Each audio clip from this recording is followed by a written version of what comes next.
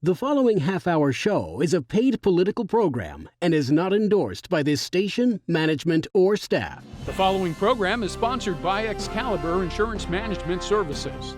We welcome back today Pennsylvania Senator Marty Flynn, a Democrat whose 22nd senatorial district takes in large parts of Lackawanna, Luzerne, and Monroe counties. Marty is a native of Scranton.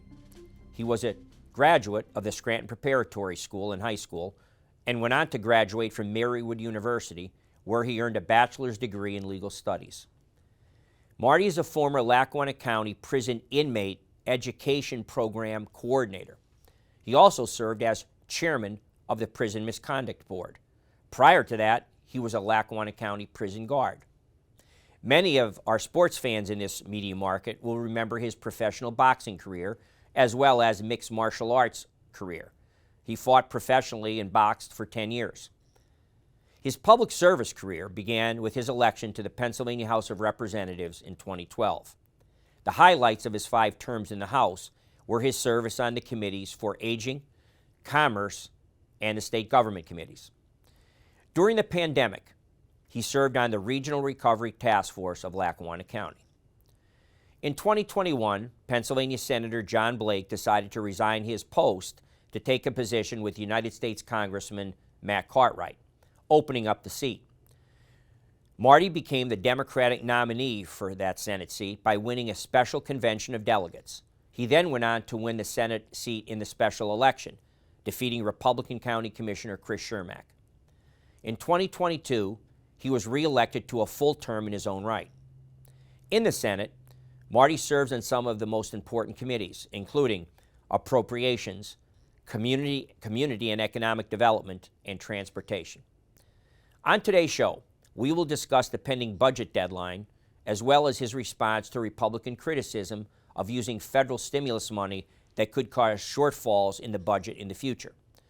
The senator believes the governor's revenue initiatives will increase revenues in the future to fill those holes.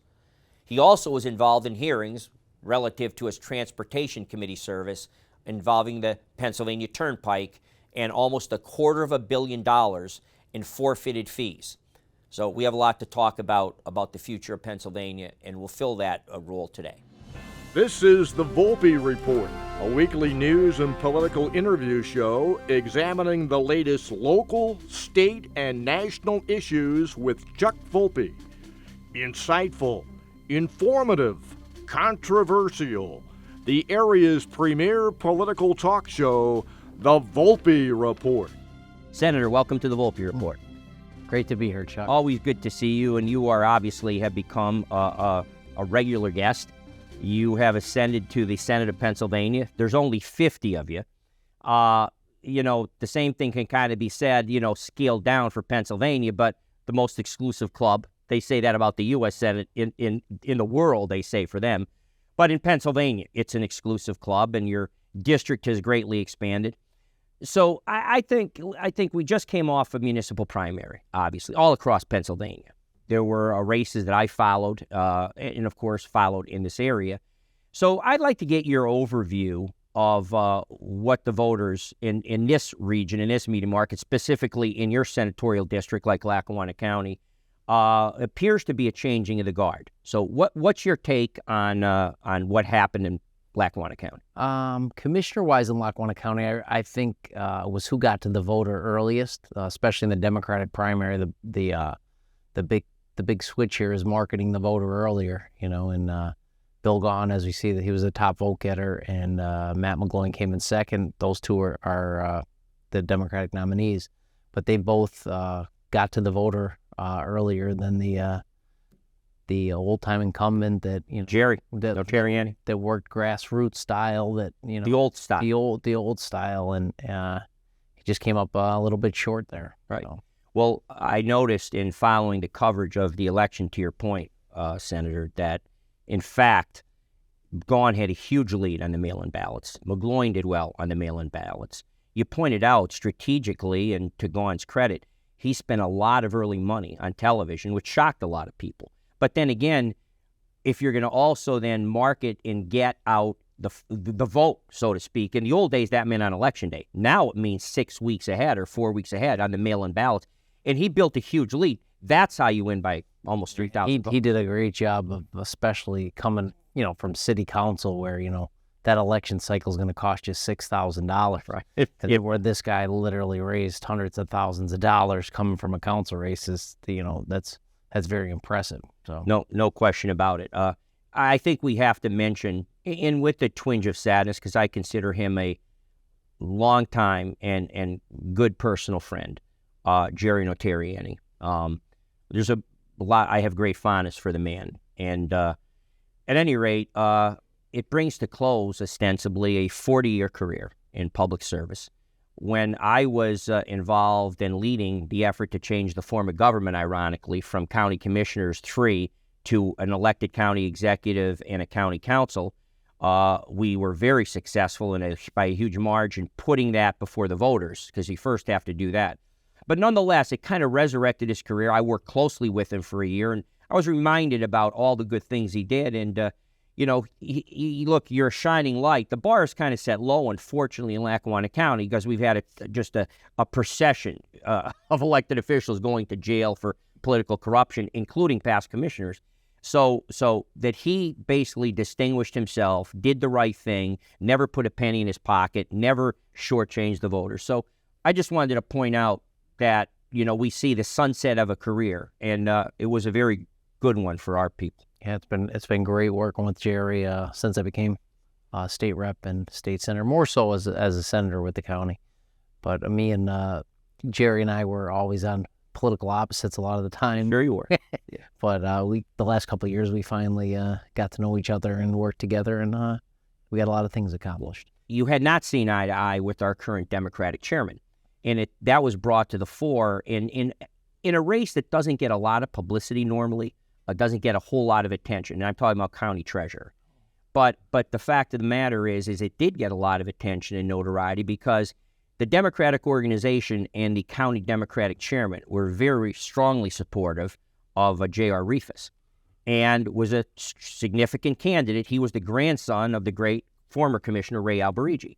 So the name was magic in the Up Valley, and you, of course, stood your ground based on loyalty.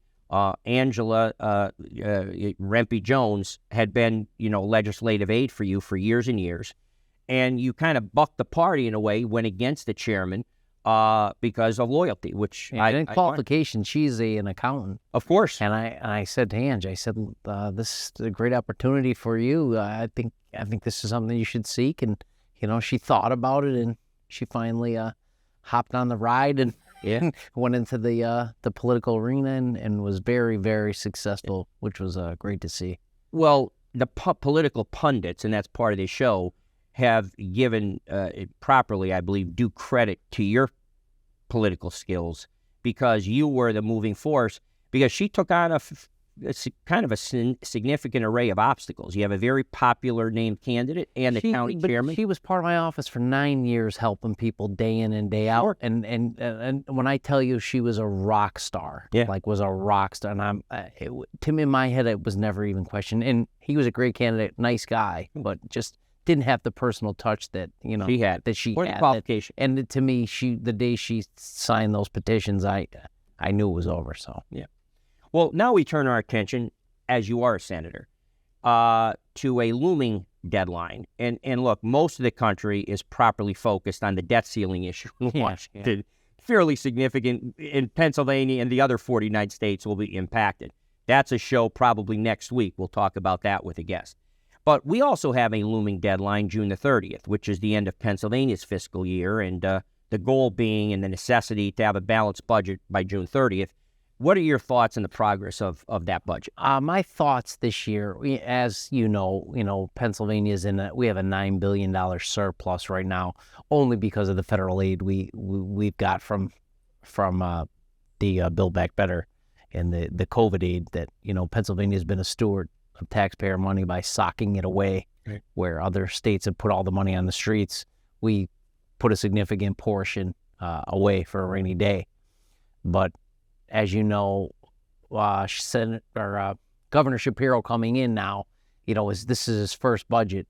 I don't think that he really swung for a home run here. I think it's basically a single that, he was very moderate in what he was trying to achieve. No huge Democratic priorities in this bill that, that really go after things. I think it's a pretty moderate, middle of the road budget. That's why I don't think there's going to be much real opposition on the other side that has valid points, because it's not crazy. It's a pretty middle of the road budget that takes the taxpayer into accountability here. I had been pretty used to, for 8 straight years, when Governor Wolf would have his budget address, there were catcalls. People walked out on the Republican side. You would hear things like "dead on arrival," "no chance," and that acrimony, of course, affected Pennsylvania governance for 8 years. I was very encouraged when Governor Shapiro has his budget address. By the way, one of the longer ones in recorded history. Yeah. It was a long one. But at any rate, the response from the Republican leadership, like President Pro Tem Kim Ward, Majority Leader Joe Pittman, as well as Seth Grove and some of the Republicans, Brian Cutler, the Minority Leader, was, "Oh, we can talk about this." There's not much to throw rocks at. Right. Well, it showed. It really did show. And there is clearly an attempt by him to govern from the middle. Yeah, and then you bring up a great point, because we do have a split government, we have a Democratic House, we have a Democratic governor, but we have a Republican Senate. Right. So we have to work in the middle somewhat. And when you have the majority, the total majority, then you could set policy. But we're not at that point right now in Pennsylvania.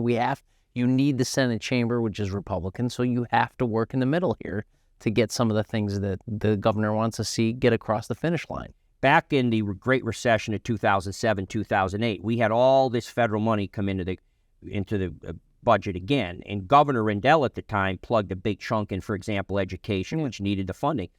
Well, then what happened 2 years later, Governor Tom Corbett, a Republican, becomes governor. And that money was now gone, and all of a sudden he was criticized because cutting education funding and not replenishing it exactly with exactly. Yeah. So you're well familiar with the argument. So that was one of the ones. So that leads us to something even unbelievable today with Penn Hill's the education funding Commonwealth decision that came down that school districts aren't funded equitably. No question about it. So now there's another argument that's about how do we equitably fund these school districts. So, no matter what, we have to talk about new revenue streams in Pennsylvania and actually funding certain things, being education, being our roads and bridges. A lot of my friends on the other side of that like to say, well, we need to run like a business. Yeah, we need to run like a business. We need new revenue sources. It's not going to get itself done alone on taxpayer money. So that's a good argument, because effectively the argument is if you're standing still, you're dying. And that's true of any business. Yeah. If you're standing still, you're dying. You have to keep moving ahead and pushing the needle. And you raise a great point in that, one of the ways you overcome a shortfall down the road when the federal stimulus money disappears, the CARES Act, all that stuff goes out the window. The Build Back Better that was reclassified as the Inflation Reduction Bill, all that money is great, but it is one-time money. It's one-time money, and that becomes an issue. You look at the legalization of marijuana. Basically, all the states around us have already done that. Okay, so we're losing that money we could have made the last, say, 3 to 5 years. You're talking almost $1 billion a year. That becomes an issue when everyone else made it legal. Now that kind of kills the upside for us in the future when we end up doing it. So, we need to be thinking about these things in the past tense, Sure. Well, it's already, believe it or not, Marty, we're at our first break. So at any rate, we'll take this short break for one of my views, and we'll come back for the rest of the show with Senator Marty Flynn.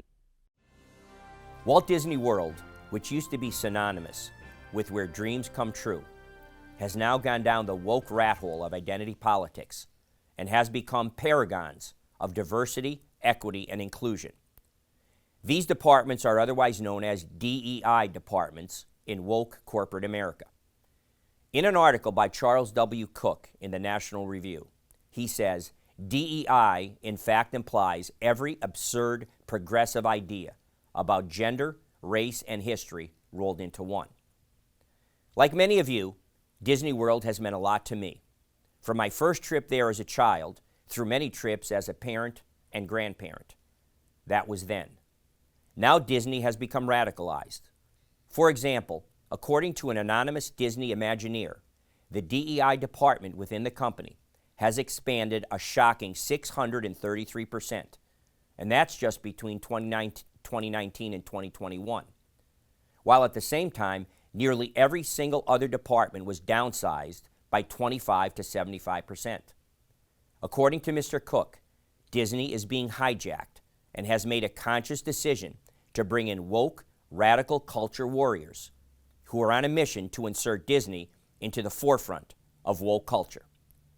The most recent example was their involvement in Florida's Parents' Rights in Education bill, which would prohibit adding gender ideology to the curriculum in Florida's schools from kindergarten through third grade. We actually need a law to stop such lunacy. Disney brought all of its power to bear in lobbying efforts to defeat that bill. I will now quote from a National Review article, quote, "With the Parents' Rights Bill crescendo in late March, the Walt Disney Company convened a bizarre all-hands meeting in which executives pledged to oppose the Florida law and highlight LGBTQ storylines and characters. Video of the virtual meeting, which was obtained by the Manhattan Institute's Chris Rufo, showed Disney employees championing of a gay agenda, a focus on trans characters and bisexual characters, and a change in the traditional ladies and gentlemen, boys and girls theme park announcements into a genderless salutation. That leaked video showed an executive talking about her not at all secret gay agenda and her intent of adding queerness to children's programming wherever she could." End quote. Florida has responded by revoking Disney's privileged tax-exempt status, which will cost them between $50 and $100 million a year. But that's not even close to the value of the loss of parents' trust. That cost may be eternal. Welcome back. We're here today with a Democratic senator from Pennsylvania, Marty Flynn, 22nd Senatorial District. And Marty, a couple things before we get into some of your programs. One thing is the governor's been pushing this property tax and rent rebate program. It's kind of floundering at this point. Can you talk a little bit about what that is and what the prospects are to get that? I think we're talking about upping the income limits for Pennsylvanians, especially our elderly, to get the property income tax. Currently, I think the salary caps are way too low. Right. We have to bring them up to so more people qualify to get that. So right. And so the point would be that they're too low and they should be raised. Yeah, especially that they're on fixed incomes where somebody might be making like $23,000 and the limit's 22. Yeah, right. and they're on a fixed income and that's obviously below the poverty line, right. and they're not qualifying for that right. because of income limits, and right. It would help them a lot right. in staying in their home. And what about the rent rebate program? Talk a little bit about. Yeah, though I think the current income guidelines are definitely too low. We need to bring them up, and these are things we have to work with both sides of the aisle for, because we have to come up with the money somewhere, and like my colleagues on the other side of the aisle say, who's going to pay for this and how are we going to pay for this, and that's something that I think we should take into account. And my idea for property tax reform always has been 100% exemption on the Homestead Act. Right. For a taxpayer, where currently your homestead you get $200 to $300 back a year. It was supposed to be the big fix-all from the casino money back in 2006, and it only didn't happen. And my idea is I would like to see 100% for one home for every Pennsylvanian, and that way that gives them the opportunity to have a tax-free home. Right. If you have multiple properties, those other ones aren't exempt. You just have one home that's exempt, and then the issue becomes corporations that own properties aren't going to benefit from this. And, like everybody, all the proponents of the House Bill 76, it's great, nobody pays taxes, but you have to come up with the $17 billion a year to pay for that. Right. With the 100% homestead, I think the lift was probably around $4 billion a year, Which is doable, which is a reachable target. which is reachable, I think, and alleviating some of that tax burden for especially our elderly citizens on fixed incomes that are trying to stay in their homes, and it's becoming impossible. Let's talk about another red herring in this budget, and something you're pretty outspoken on. You've conducted hearings and been involved in hearings on.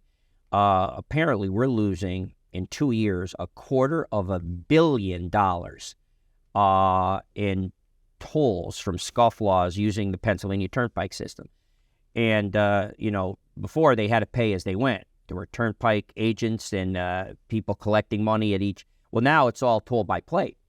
And I was actually amazed, and I like our audience to hear you talk about this, because the imaginative ways people have come up with to avoid paying these fees, the long and the short of it is $250 million on missed fees is huge. Is being lost. It's basically, on any business metric, Pennsylvania has a great return. We collect like over 93%, 92.8% of people that drive the road, which by any business metric is good. Right. But the problem is the close to 8% that we don't collect is basically $155 million last year that we didn't collect.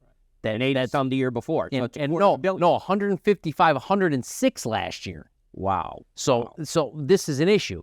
And as technology advances, I don't think the Turnpike has done a good job in advancing their collection methods, especially after getting rid of the Turnpike workers, right, and having them close, which, I've sponsored legislation to bring them back into high volume areas to where, we can get some of this money back. But, a lot of people are cheating the system through various ways. Not that I'm going to talk about those. Well, I have to bring up some of it. It was kind of amazing. Like, there's a device now in cars that can flip your license plate. Yeah. So they have a phony license plate. So when they photograph the license plate of the car, it doesn't really exist. And that's basically less than 1% of the people that are doing this. But, a lot of the people, are just people from other states that are driving through that never come back. Right. I think like 6% of the people that travel the Turnpike are from Ohio, 6.4%.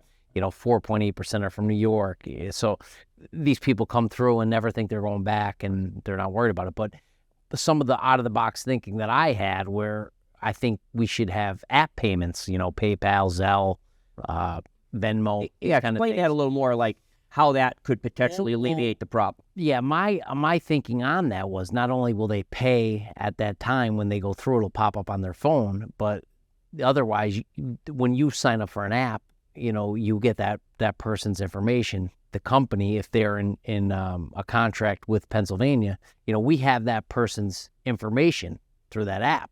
We know where they are, we know where they went to, we know how to get our money, and that's something that I think the Turnpike should really be focused on, evolving with technology here to get that payment, because that's the taxpayers' money. That $155 million, that could go to our state police. As you know, that money's set to expire. That almost $300 million for the state police, right, is set to expire. That would fill it pretty neatly, almost. Yeah, that one component. Yeah, and your point's well taken with technology. The other point, I guess, in these hearings and when you were discussing with transportation people and Turnpike people about this issue, that the collection agency is from Arizona. It's from another state. And so when you get your bill for toll by plate, right, it comes from another state. So a lot of the people that get these bills from a different state, they rip it up, throw it away, right, and they don't even realize that it's Pennsylvania. It's for the Turnpike, yeah. So and then the other issue with that is a lot of these people, the bills aren't sent until 30 days after they went through the Turnpike. So that becomes another issue too. It's 30 days after you went through that. Forgot about it. Yeah, I'm not paying that. Right. So we need to get paid for the people that travel our roads. No doubt. Well, you'd be filling a potential budget hole as well for the state police that's going to sunset. Well, I do this with all of our both congressional and legislative leaders in Pennsylvania. Your importance to the area as you grow in seniority, and you have now, you're well over a decade between the House of Representatives and now the Senate. So I'd like you to talk, I'm sure, because this is what this forum is for. In one particular announcement, you brought back 9 million, million. And I'm just going to give you, some of the things, talking points. $1 million for the Naog Water Complex in the city of Scranton. $500,000 Lackawanna County Pool. Another $500,000 Greenfield Township Sewer Authority for a pump station. $250,000 for the city of Wilkes-Barre for Hazel Street, Madison Street wall repair project. A Volpe Borough VFW for our vets, another big endowment. $150,000 for the West Pittston Borough Municipal Building.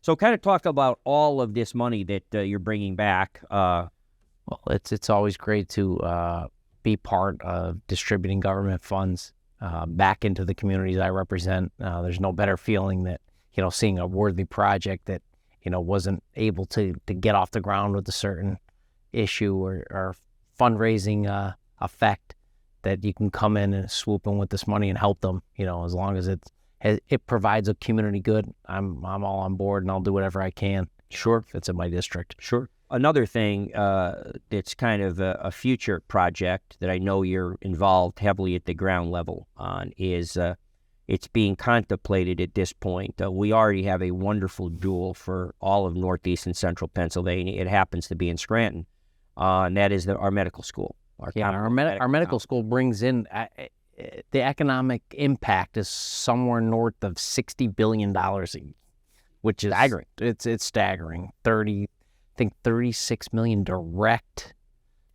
stimulation. It's unbelievable. Amazing. It's been a jewel, really. And the great part about our area is the centers of learning, secondary education, right. Kings, Wilkes, University of Scranton, LCC, Lackawanna College, now the medical school. And tremendous. And hopefully bringing in the dental school will be huge for our... Yeah, let's just kind of talk real quickly about that, because I know you're at the ground level. I have some involvement in that. A medical school for dental, so a dental. And we're becoming, it's very alarming. We're becoming a dental desert, so they say. People don't realize this. 13% of emergency room visits are dental related. So this is a huge issue that we're starting to face in all of Northeast Pennsylvania. So bringing in a dental school to our area, as you know, there's only 3 dental schools in Pennsylvania. Right. We got Pittsburgh, we got Penn, and Temple. Right. And there's a huge demand for dental work in the inner cities, let alone the rural areas that are becoming.